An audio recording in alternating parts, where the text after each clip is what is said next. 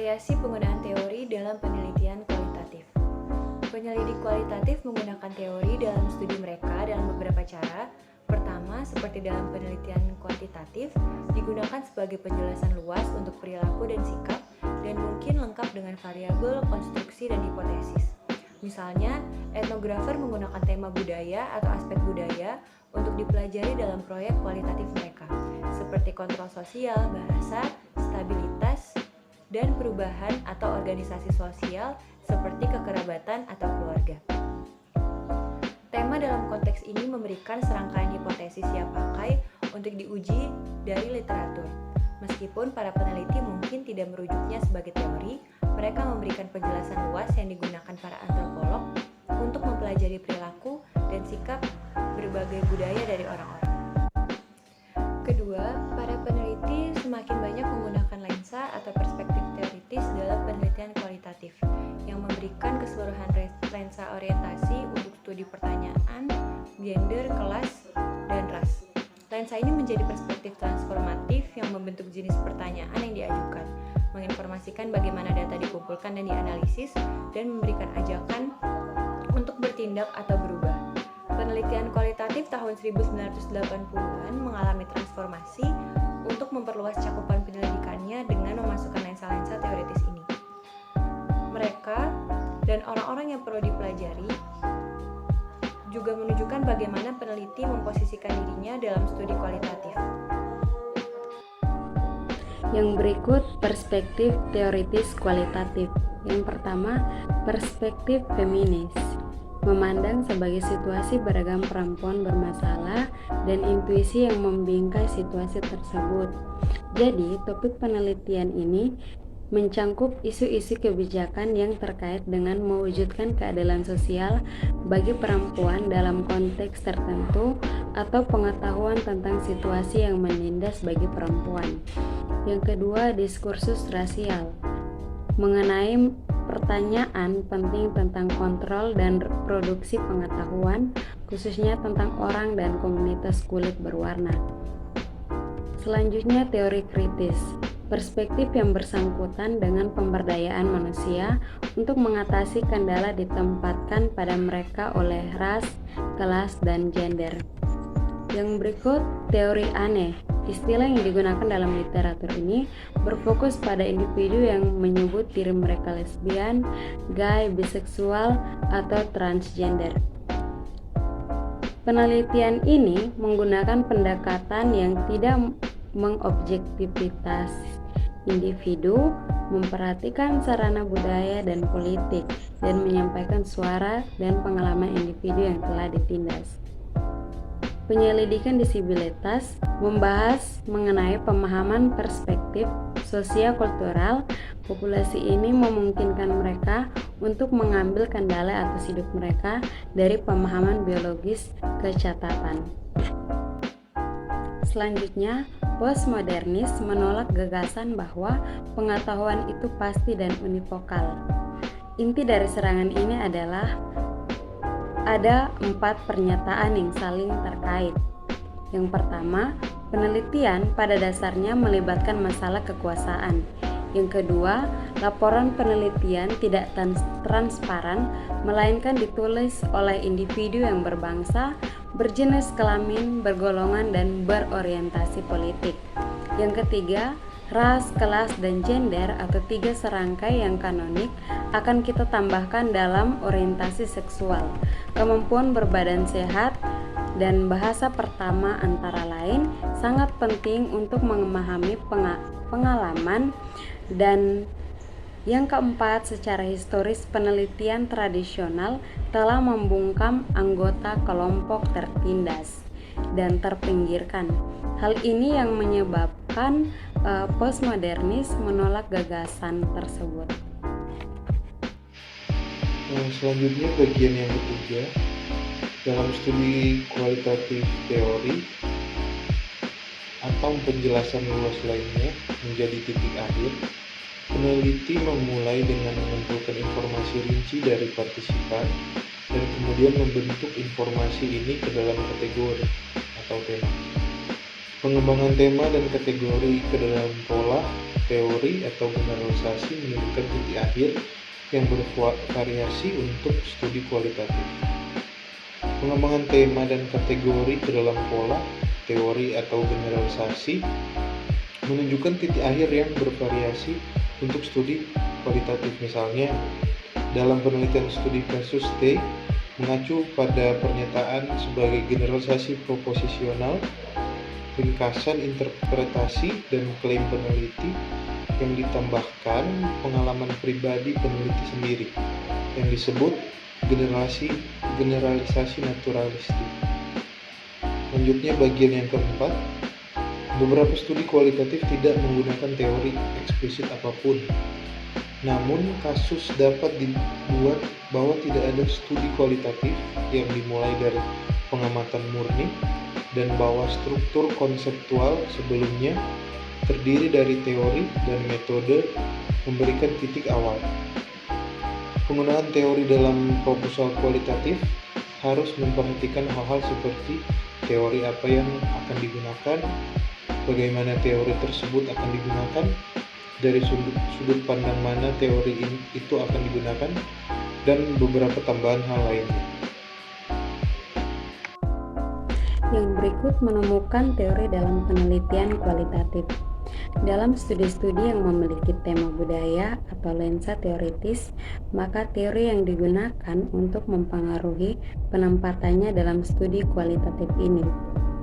Teori muncul di bagian-bagian pembuka studi, sehingga hal ini konsisten atau sama dengan desain penyelidikan kualitatif yang muncul.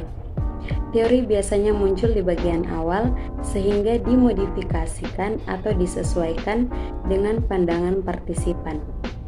Desain kualitatif inilah yang paling berorientasi pada teori, contohnya etnografi kritis, di mana penulis begitu tertarik untuk menulis, berpikir kritis, serta memperjuangkan mengenai kelompok yang terpinggirkan dalam masyarakat. Dalam penelitian membangun teori secara empiris atau teori yang berdasarkan pengalaman atau penelitian ini memerlukan hubungan timbal balik antara data dan teori, sehingga data itu menghasilkan proposisi dengan dialektis serta penggunaan kerangka teoritis a priori. Teori awal dalam studi kualitatif ini menjelaskan mengenai penelitian akan teori sebuah kasus yang menghubungkan pengalaman kasus dengan model teoritis yang kemudian diubah. Contohnya, melakukan penelitian mengenai integrasi siswa Hispanik dengan penduduk asli Amerika ke dalam sistem sosial kampus ke perguruan tinggi. Peneliti ingin tahu mengenai bagaimana etnis mempengaruhi kesatuan yang secara utuh secara sosial, sehingga peneliti menghubungkan pengalaman peserta dengan model teoritis dengan menggunakan model integrasi sosial dari Tinto. Dengan adanya konsep ini, maka mereka merasa bahwa model ini tidak sepenuhnya dikonseptualisasikan, tetapi lebih diubah atau dimodifikasi. Akhir penelitian ini, penulis menyempurnakan model Tinto dan mengembangkan modifikasi mereka tentang hasil penelitian mengenai fungsi etnis. Dalam studi kualitatif dengan titik akhir teori dari grounded theory, pola atau generalisasi teori muncul di akhir penelitian. Kemudian teori ini disajikan dengan diagram logika, representasi visual dari hubungan antar konsep. Dalam studi kasus teori, masuk paling akhir yang kemudian dilakukan perbandingan antara hasil kerja dan juga penelitian lainnya. Contohnya database dari 33 wawancara dengan ketua departemen akademik yang kemudian mengembangkan teori yang menghubungkan variabel atau kategori dari pengaruh kursi pada kinerja ilmiah fakultas. Bagian teori termasuk ke dalam artikel sebagai bagian yang terakhir. Kemudian menyajikan model visual dari teori yang dikembangkan secara induktif dari kategori informasi yang diberikan oleh orang yang diwawancarai. Selain itu, peneliti mengembangkan hipotesis arah yang secara logis mengikuti model, yang kemudian model dan hipotesis peneliti membandingkan hasil dari peserta dengan hasil dari penelitian lain dan spekulasi teoritis dalam literatur. Kemudian, penggunaan teori metode campuran. Dalam penggunaan teori metode campuran ini, mengenai studi kasus mungkin termasuk menggunakan teori secara deduktif. Dalam pengujian dan validatif, teori kuantitatif, atau dalam menggunakannya secara induktif seperti teori atau pola kualitatif yang muncul. Ada beberapa cara yang unik agar teori dimasukkan ke dalam studi metode campuran, di mana peneliti mengumpulkan, menganalisis, dan mengintegrasikan data kualitatif dan kualitatif menggunakan desain metode campuran yang beragam. Kerangka kerja ini memiliki dua bentuk. Yang pertama, penggunaan kerangka ilmu sosial, dan yang kedua, penggunaan kerangka transformatif. Kedua bentuk ini telah muncul dalam literatur metode campuran selama 5-10 tahun terakhir. Selanjutnya akan dijelaskan oleh teman saya. Penggunaan teori ilmu sosial. Teori ilmu sosial bisa menjadi kerangka kerja untuk penelitian metode campuran. Teori ilmu sosial ini bisa diambil dari beragam teori yang ditemukan dalam ilmu-ilmu sosial. Contohnya, kepemimpinan, ekonomi, ilmu politik, pemasaran, perubahan perilaku, dan lain-lain. Poin-poin kunci dan penggunaan teori ini adalah: yang pertama, tempatkan teori sebagai kerangka a priori untuk memandu pertanyaan atau hipotesis dalam penelitian. Yang kedua, menulis tentang teori. Menulis tentang teori digunakan untuk diikuti dengan deskripsi bagaimana memformatkan komponen kuantitatif dan kualitatif dari studi metode campuran. Yang ketiga, sertakan diagram teori. Sertakan diagram teori untuk menunjukkan arah kemungkinan hubungan sebab akibat dalam teori dan konsep atau variabel utama dalam teori. Yang keempat, mintalah teori memberikan kerangka kerja untuk upaya pengumpulan data. Dan yang terakhir, kembali ke teori. Kembali ke teori di akhir penelitian untuk meninjau bagaimana teori itu menginformasikan temuan dan hasil untuk dibandingkan dengan penggunaan teori ilmu penelitian tersebut. Penggunaan teori paradigma transformatif. Penggunaan dan penerimaan teori transformatif dalam penelitian metode campuran telah berkembang dalam dekade terakhir. Tidak diragukan lagi, dorongan untuk ini telah menjadi karya Mertens yang tidak hanya menyampaikan tujuan utama dari teori ini, tetapi juga bagaimana hal itu dapat dimasukkan ke dalam proses penelitian umum dan metode campuran. Sejumlah artikel empiris telah muncul di Journal of Mixed Method Research yang memajukan penggunaan teori ini dalam metode campuran, termasuk studi tentang minat wanita dalam sains dan studi tentang wanita model sosial. Sebuah makalah oleh Sweetman mengidentifikasi 34 studi metode campuran yang memanfaatkan kerangka kerja transformatif. Kemudian pada tahun 2010, Sweetman, Beatty, dan Criswell membahas kriteria transformatif berdasarkan Mertens. Literatur berkembang tentang penggunaan kerangka transformatif dan penelitian metode campuran. Tampaknya terutama berlaku untuk studi masalah kesehatan masyarakat dan studi kelompok terpinggirkan, dimanapun mereka mungkin muncul di dunia. Dua isu telah mendominasi diskusi tentang penggunaan kerangka transformatif dalam metode campuran. Yang pertama, apakah kerangka transformatif itu, dan yang kedua, bagaimana peneliti metode campuran memasukkannya ke dalam penelitian metode campuran yang ketat dan canggih. Di dalam bab 1 ada pembahasan yang membahas tentang pandangan dunia transformatif sebagai salah satu dari 4 pandangan dunia utama yang akan menginformasikan penelitian metode kuantitatif, kualitatif, dan campuran.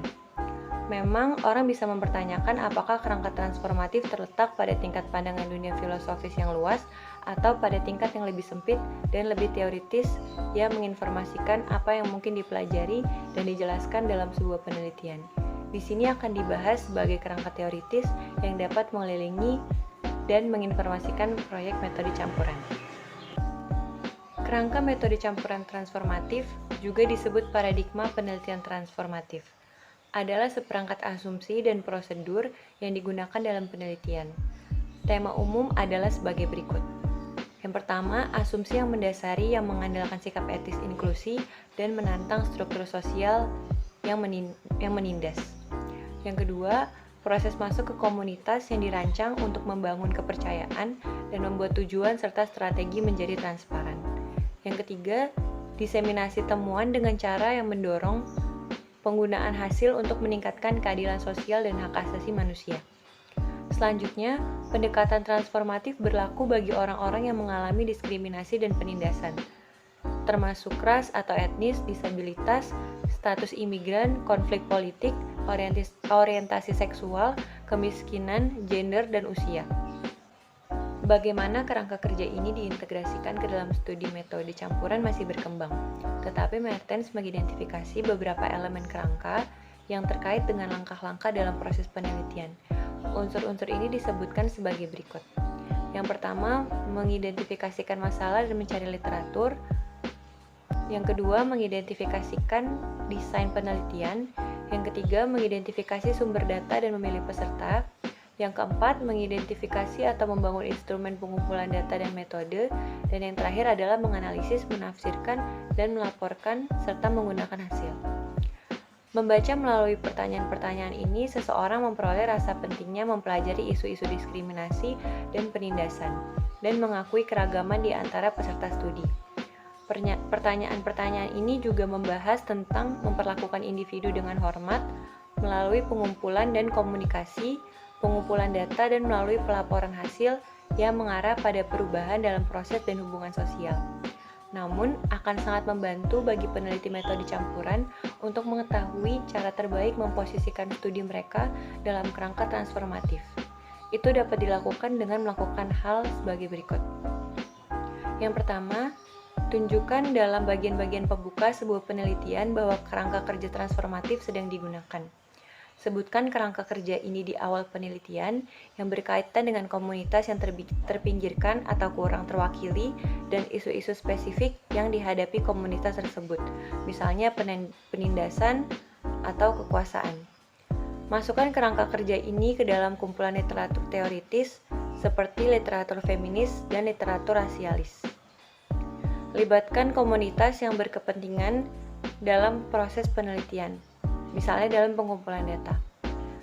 Ambil sikap dengan pertanyaan penelitian, jadilah advokasi dalam orientasinya, misalnya ketidaksetaraan memang ada dan penelitian akan berangkat untuk mendukungnya. Maju dalam desain pengumpulan, analisis, dan integrasi metode kuantitatif dan kualitatif dalam kerangka transformatif.